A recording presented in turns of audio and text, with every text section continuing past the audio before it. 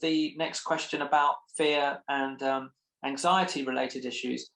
Has there been any study, or have you been aware of, with the business that you're in of research, that through isolation that we've been put into and these lockdowns, has that increased?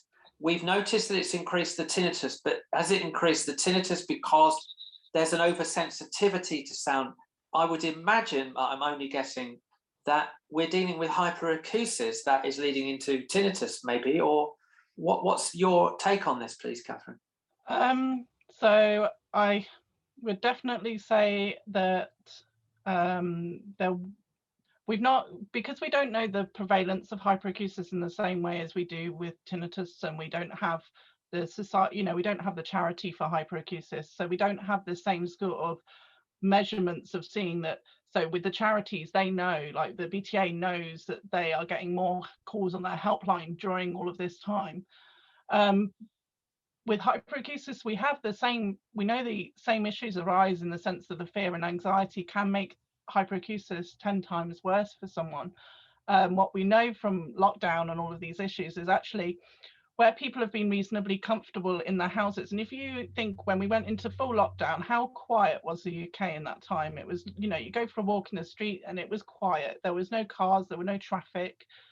It was a very, if you've got sound sensitivity, that is a great place to live. Like, it's quiet, you're in control of your own houses. I mean, the only people that did have issues were more where they're in flats and they might have had to deal with their neighbours a bit more, neighbour noises and stuff.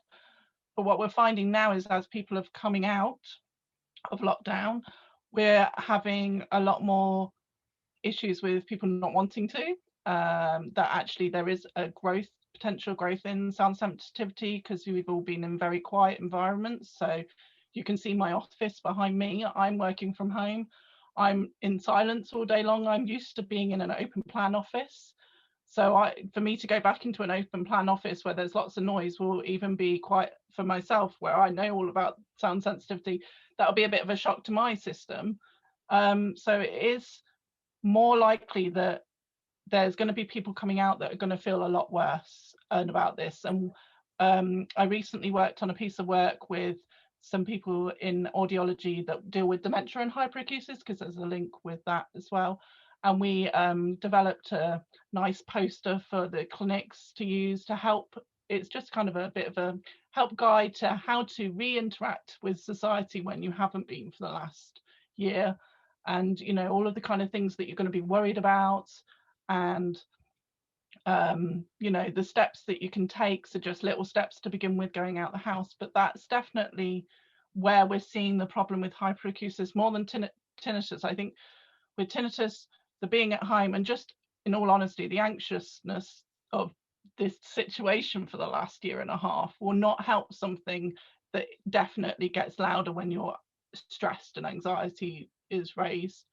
And potentially some of the people you're seeing coming out where they're reporting it more now is because they've been in a silent environment and they've suddenly recognized that they have it, whereas they may be used to being in noisy environments and stuff.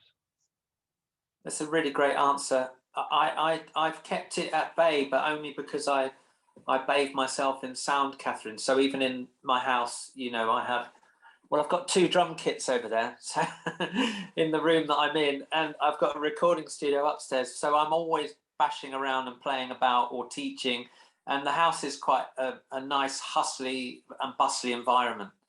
It's called Harlem, and it's my imagination that I'm in New York, downtown, and I'm in the hustle and bustle. And I really enjoy and find sound of all descriptions. So windows are open in my house, not when I'm playing drums, but I like to just make sure that I'm getting sound from everywhere. I find that just really helps. And you are right, when we were going out and going for walks in lockdown, I mean, okay, obviously it was eerie, it was very strange, but it was magnificent. I really loved it.